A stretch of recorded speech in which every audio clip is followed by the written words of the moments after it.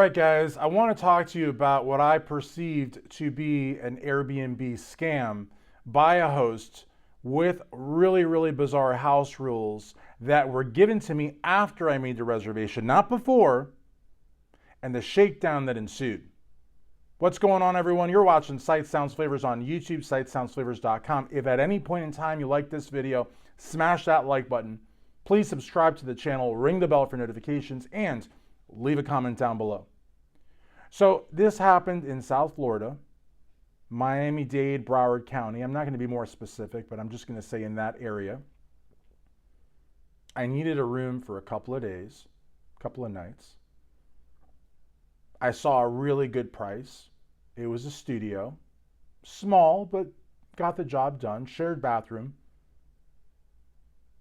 And I thought it was a great location, very proximate to the beach. Looked good. When I got there, you know, it was small. There were a couple like little bugs, whatever. Not a big deal. It's South Florida. It was very close to the beach, and in any event, but before I got there, once I checked out the information and the restrictions and the proximity to the beach, all that stuff, all the details, looked at all the pictures. You got to do your homework.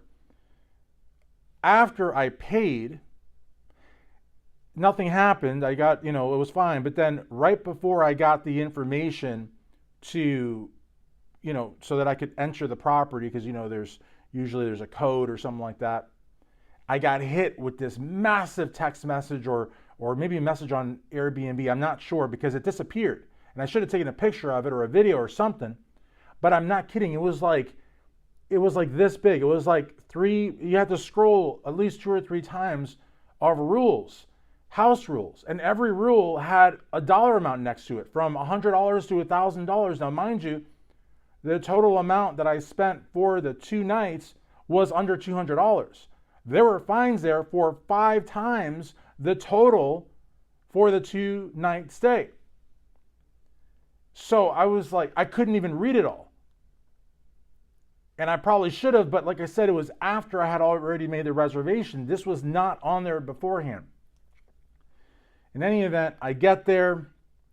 First night's okay, not a big deal. I went to a couple of bars. I went to the beach. I do a lot of videography. No problem. There was no hot water, though. There was no hot water. I took one shower, one hot shower. After that, it was cold water the whole time. I took cold showers.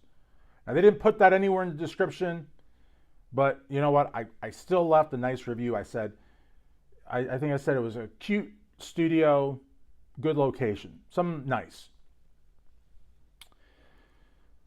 The second night, there were some people across the hall that were making a ton of noise. Now, I didn't realize that every studio in this building was probably owned by the host. I thought I was just in the one studio, and the different studios probably belong to different people. I didn't know.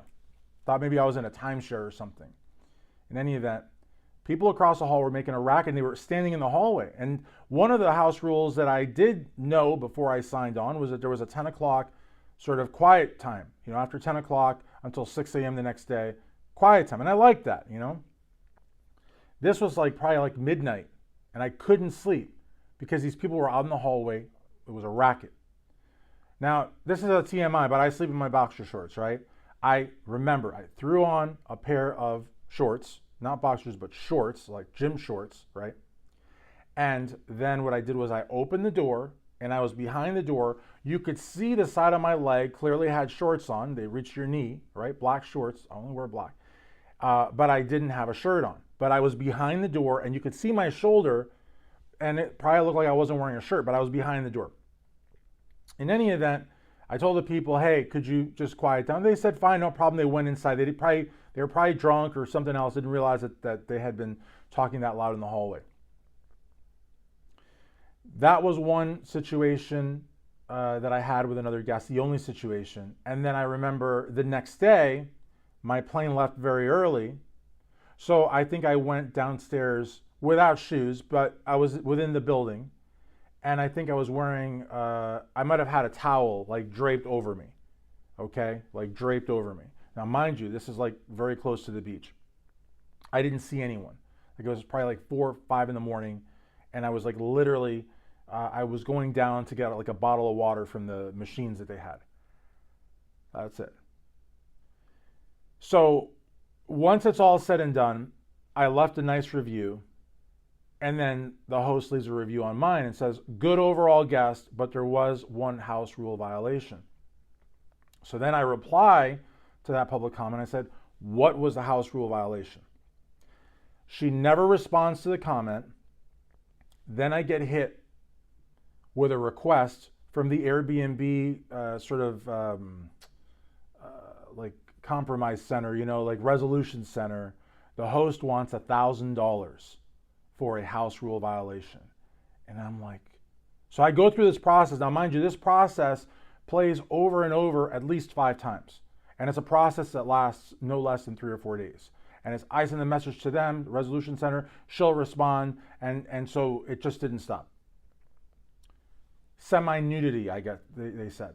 And I said, I'm so sorry, but I don't know what that means. And I explained to them, and they were 100% on my corner, the Airbnb people. They're like, that's not nudity. If you have a towel over you, right? Guys do not have to wear a shirt in the United States. Like that's not considered nudity or semi-nudity or anything. But whatever, I had a towel over me, and I made no contact with anyone at 4 in the morning on the day I was supposed to fly out. I just literally went down. I didn't have shoes on, and I had a towel over me, and the same black shorts I wear to the gym that are from the waist past my knees. Okay, they're like a combination of shorts and pants. Don't judge my fashion sense. I have chicken legs, and I made no contact with anyone then. It was dark. There was nobody around.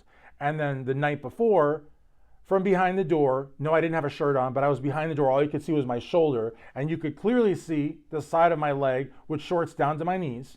I don't know if I had socks on or not, but there was no nudity or semi-nudity or anything.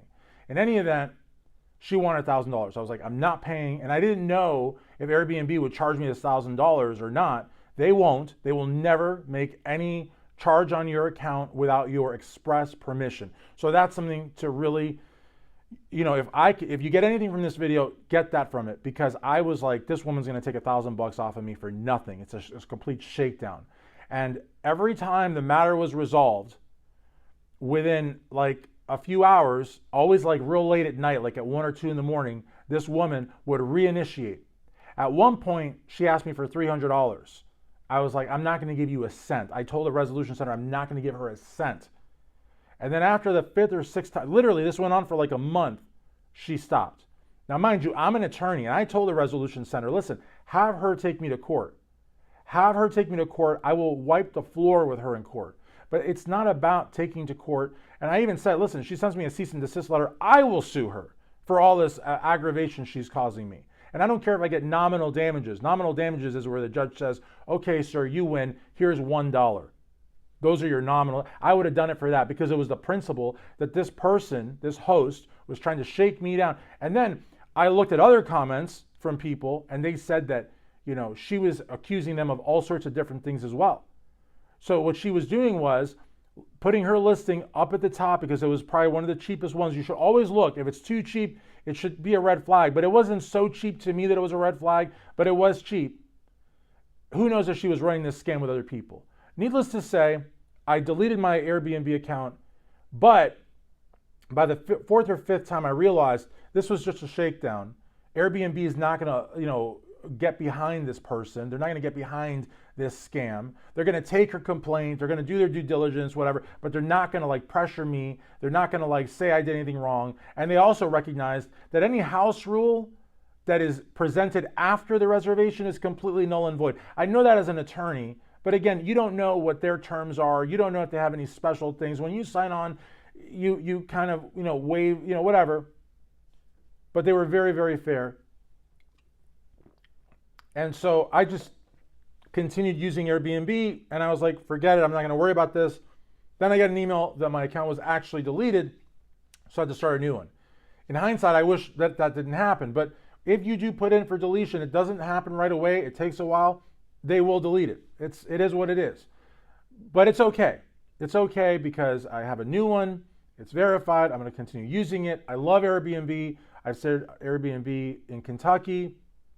in Costa Rica, El Salvador, Chile. Never had a bad experience. Customer service is always amazing. But beware, there are scammers out there like this woman somewhere in Broward, Miami-Dade County, renting studios near the beach. You're a scammer. I could out you, but I don't want to.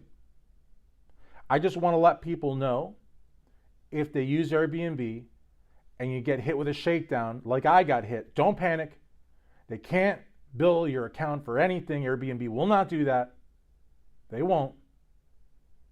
You just have to ignore, this woman came at me like 5 or 6 times. 5 or 6 different cases. Each case maybe had 4 or 5 or 6 different messages that were sent back and forth. So beware. Don't pay a cent. Read everything very carefully. And any house rules, any conditions after the reservation is made, they're null and void.